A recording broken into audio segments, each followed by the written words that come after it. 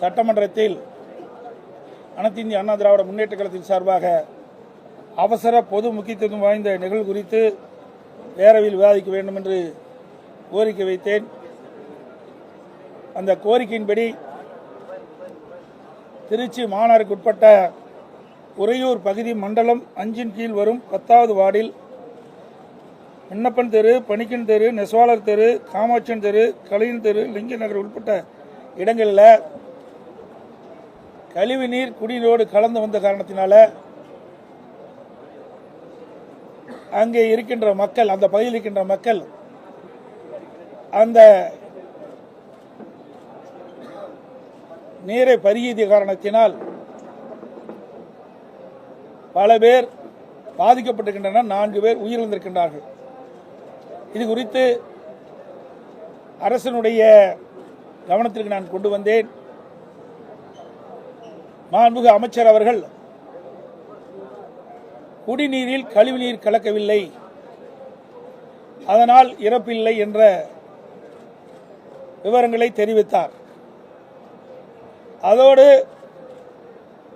இந்த கழிவுநீர் குடிநீர் கலந்த காரணத்தினால் சுமார் 15 நாட்களாக இந்த பகுதியில் இந்த நீரைத்தான் அந்த பகுதி மக்கள் குடித்து வந்திருக்கின்றார்கள். இது குறித்து அந்த பகுதியில் இருக்கின்ற மாநகராட்சி அதிகாரிகளிடத்திலும் தெரிவித்திருக்கின்றார்கள்.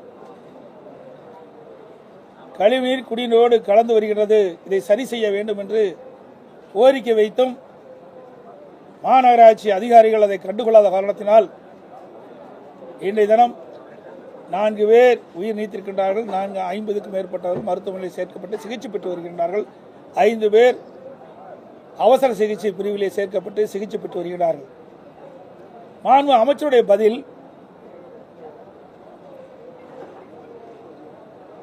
அந்த மாநகராட்சிக்கு அருகில் நடந்த திருவிழா, அங்கே சித்திரை தேர்விழா நடைபெற்றுக் கொண்டிருந்தது. அந்த சித்திரை தேர்விழாவிலே பிரசாதம், உணவு மற்றும் மோர், குளிர்பானங்கள் வழங்கப்பட்டதாகவும் அதை பருகிய காரணத்தினால் அவர்கள் வயிற்றுப்போக்கு ஏற்பட்டு இறந்திருக்கின்றார்கள். அதோடு அவர்களது ஒத்துக்காத காரணத்தினால் ஒவ்வாது பிரச்சனை காரணமாக அவர்கள் மருத்துவமனையில் சேர்க்கப்பட்டதாக தகவலை கொடுத்திருக்கின்றார். நாங்கள் கேட்பதெல்லாம், அந்த சித்திரை தேர்விழாவுக்கு இந்த பகுதி மக்கள் மட்டும்தான் சென்றாங்களா? பல்வேறு ஊர்களில் இருந்து அந்த சித்திரை தேர்விழாவில் கலந்து கொண்டிருக்கின்றார்கள். அவர்களெல்லாம் இந்த உடல்நிலை சரியில்லை என்று எந்த மருத்துவமனையும் சேர்க்கப்படவில்லை. இந்த குறிப்பிட்ட பகுதியில், உறையூர் பகுதியில் தான் 4 தெருவில் இருக்கின்ற மக்கள் இந்த கழிவுநீர் கலந்த குடிநீரை பருகிய காரணத்தினால் இன்றைக்கு உடல்நலம் பாதிக்கப்பட்டு மருத்துவமனையில் சிகிச்சை பெற்று வருகிறார்கள். ஆனால் அதையெல்லாம் மறைத்து மாண்பு அமைச்சர் பதிலளிப்பது கண்டிக்கத்தக்கது. சித்திரை தேர்விழாவுக்கு அந்த பகுதியில் இருக்கின்ற ஆயிரக்கணக்கான மக்கள் அதில் போய் கலந்து கொண்டிருக்கின்றார்கள். அங்கே கொடுத்த பிரசாதத்தை, குளிர்பானத்தை, மோரெல்லாம் குடித்திருக்கின்றார்கள். அவர்களுக்கெல்லாம் எந்த பாதிப்பு ஏற்படவில்லை. இந்த பகுதி மக்களுக்கு தான் பாதிப்பு ஏற்படுகின்றது. இதை இந்த அரசு மறைத்து தவறான செய்தி வெளியிட்டிருக்கிறது கண்டிக்கத்தக்கது. இதேபோல 2024ஆம் ஆண்டு 4ஆம் தேதி சென்னை பல்லாவரம் அடுத்த மலைமேடு பகுதியில் குடிநீர் கழிவுநீர் வந்து கலந்து வந்தனால 30 பேர் வாந்தி, திடீர் வயிற்றுப்போக்கு ஏற்பட்டு 3 பேர் இருந்தனர். அப்பொழுது அந்த பகுதியை சேர்ந்த அமைச்சரும் இதே கருத்தை தான் சொன்னார். வேண்டுமென்றே திட்டமிட்ட இந்த அரசாங்கம் அந்த அவருடைய ஆட்சியில் நடைபெற்ற சம்பவங்களை மறைப்பதே கொள்கையாக வைத்திருக்கின்றது. இது கண்டிக்கத்தக்கது. எங்களை பொறுத்த வரைக்கும் இந்த கழிவுநீர் குடிநீரோடு கலந்து வந்த காரணத்தினால்தான் அதை குடித்த மக்கள் பாதிக்கப்பட்டிருக்கிறார்கள். இந்த மக்கள் புகார் செய்தும் மாநகராட்சி அதிகாரிகள் இதில் கழிவுநீர் குடிநீர் கலப்பதை சரி செய்யாத காரணத்தினால் இன்றைக்கு இந்த நிலைமைக்கு மக்கள் ஆளாகின்றார்கள்.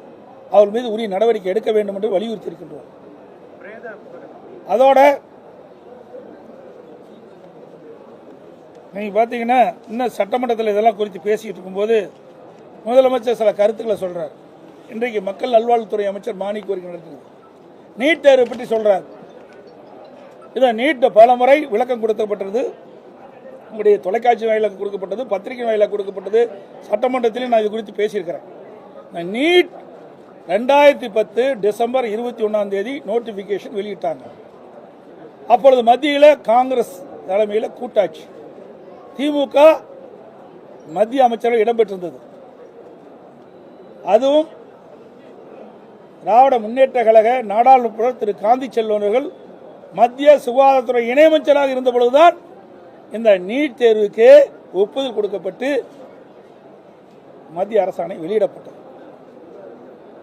ஏதோ அதிமுக ஆட்சியில் வந்து அதிமுக இருக்கும்போது தான் வந்தது என்ற ஒரு தவறான செய்தி தொடர்ந்து முதலமைச்சரும் அமைச்சர்களும் பதிவு செய்து கொண்டிருக்கிறார்கள். இது நாட்டு மக்களுக்கே தெரியும். இது கொண்டு வந்தது காங்கிரஸ் திமுக. ஏன் இளைஞர்கள் பாதிப்பாங்க அப்படின்னு இவர்களுக்கு தெரியாதா? மாணவர்கள் பாதிப்பான்னு தெரியாதா? கொண்டு வந்தது இவர்கள். அதை தடுப்பதற்கு நாங்கள் கடுமையான முயற்சி எடுத்தோம்.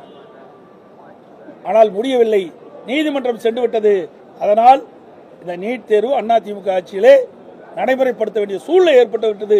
இருந்தாலும் தொடர்ந்து மத்திய அரசோடும் நீதிமன்றத்திலும் நாங்கள் இதை வலியுறுத்தி கொண்டே இருந்தோம், நீட் தேர்வை ரத்து செய்வதற்கு. ஆனால் கொண்டு வந்தது திமுக. அதை தடுத்து நிறுத்துவதற்கு முயற்சி செய்தது அதிமுக. அது மட்டும் இல்ல, தேர்தல் 2021 சட்டமன்ற பொதுத் தேர்தலின் போது திராவிட முன்னேற்ற கழகத்தின் சார்பாக திராவிட முன்னேற்ற கழகம் ஆட்சிக்கு வந்தா நீட் தேர்வை ரத்து செய்வோம்னு சொன்னாங்க. இன்னைக்கு முதலமைச்சர் என்னங்கிறாரு, நாங்க இந்தியா கூட்டணியில் அங்க வச்சிருந்தோம், அப்போ காங்கிரஸ் ஆட்சி தான் இருந்தது, கூட்டாட்சி தான் இருந்தது, அப்போ ரத்து செஞ்சதா இவ்வளவு உயிரை நாம் இழந்திருக்க வேண்டிய அவசியம் இல்லை. இதுக்கு முழுக்க முழுக்க காரணம் திராவிட முன்னேற்ற கழகம் தான் என்பதை நான் இந்த நேரத்தில் தெரிவிச்சுக்கிறேன். அதோட இன்னும் சொல்றாரு, எப்ப பார்த்தாலும் திமுக காரரும் திமுக கூட்டணியில் அங்கம் வைக்கின்ற கட்சியெல்லாம் அதிமுக பாரதிய ஜனதா கட்சியோட கூட்டணி, அதிமுக பாரதிய ஜனதா கூட்டணி. எல்லா அறிக்கையும் கம்யூனிஸ்ட் கட்சி சேர்ந்த அறிக்கை விடுறாங்க, விடுதலை சிறுத்தை கட்சி சேர்ந்த அறிக்கை விடுறாங்க.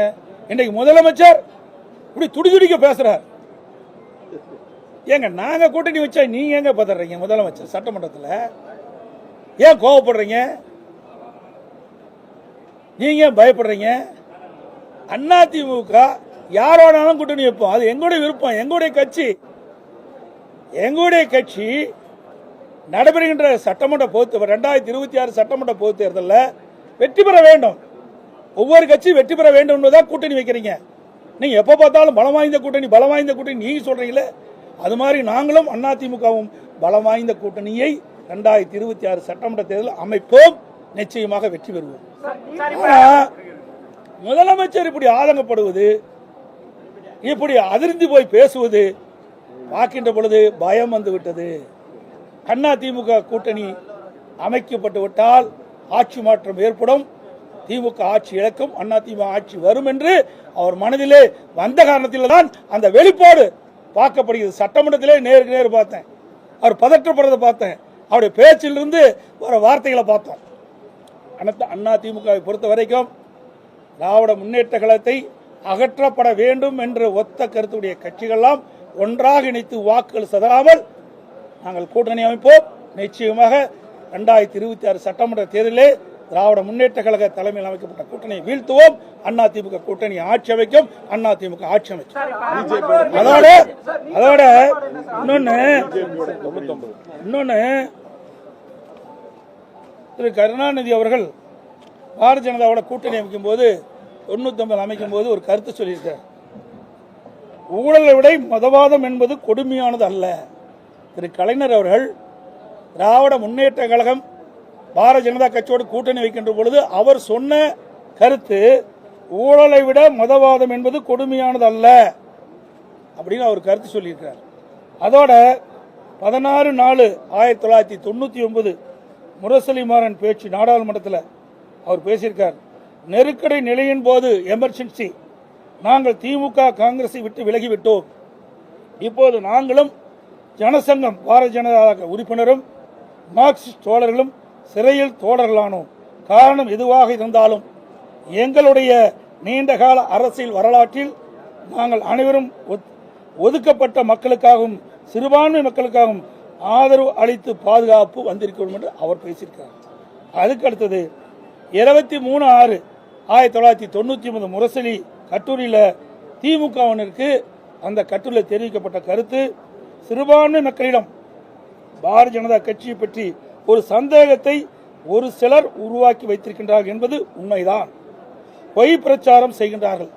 அதற்கு ஈடு கொடுத்து அதை முறியடிக்க வேண்டிய பொறுப்பு திமுக இளைஞர்களுக்கு ஆகிய உங்களுக்கு உண்டு என்று தெரிவிச்சிருக்கார். அப்பெல்லாம் பாரதிய ஜனதா இவர்களோடு இணைந்து பணியாற்றுகின்ற பொழுது இனிச்சுது. இப்ப கசக்குதா? 1999 திராவிட முன்னேற்ற கழகம் பாரதிய ஜனதா கூட்டணி போட்டு வெற்றி பெற்று அங்க மத்தியில் ஆட்சி அதிகாரத்தில் இருந்தாங்க. அப்பொழுது திரு முரசொலி மாறன் அவர்கள் நோய்வாய்ப்பட்டு 1 வருட காலம் மருத்துவமனையிலே சிகிச்சை பெற்று வந்தார். அப்பொழுது இலாக்கா மந்திரியா வச்சிருந்தாங்க. அப்பெல்லாம் பாரதிய ஜனதா கட்சி இவருக்கு நல்ல கட்சியா தென்பட்டது. இப்பொழுது அண்ணா திமுக பாரதிய ஜனதா கூட கூட்டணி வச்சா ஏன் வைக்கிறீன்னு கேள்வி கேட்கிறார் முதலமைச்சர். எப்பொழுதும் திராவிட முன்னேற்ற கழகத்திற்கு சாதகமா இருந்தா அதை பாராட்டுவாங்க, அவளுக்கு பாதகமா இருந்தா அதை எங்க மீது பலி சுமத்துவாங்க. இதுதான் வாடிக்கை. 11 மெடிக்கல் காலேஜுக்கு நீங்க ஒத்துக்கிட்டதுக்கே காரணம் இதுக்கு வந்து ஒரு டீலிங் உங்களுக்குள்ள இருந்துன்னு சொல்லி முதலமைச்சர் உள்ள பேசியிருக்காரு. என்ன எல்லாம் டீலிங் உண்டு. திராவிட முன்னேற்ற கழகம் எப்ப டீலிங் உண்டு? எப்படின்னா மேல ரெய்டு நடந்துட்டு இருந்தது, கீழ்த்தளத்துல அறிவாலயத்துல மேல் தளத்துல ரெய்டு, இன்கம் டேக்ஸ் ரெய்டு, கீழ்த்தளத்துல கூட்டணி அமைச்சிட்டு இருந்தாங்க. அது அவளுக்கு பொருந்தும்.